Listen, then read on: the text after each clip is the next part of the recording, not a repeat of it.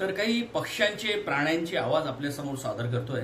तर बघा तुम्हाला आवडतात काय, आणि जर आवडले तर नक्की चॅनल सबस्क्राईब करा आणि लाईक करायला विसरू नका. ओके. तर सगळ्यात पहिले आपले सकाळी उठल्यानंतर पक्ष्यांचा आवाज आपल्याला येतो, तर तो कसा येतो.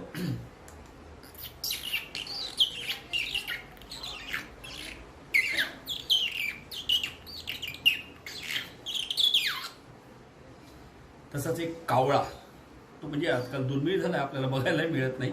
तर तो कावळा कसा ओरडतो.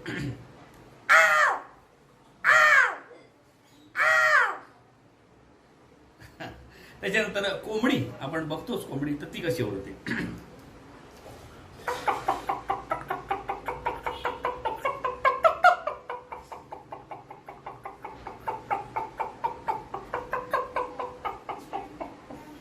कोंबडा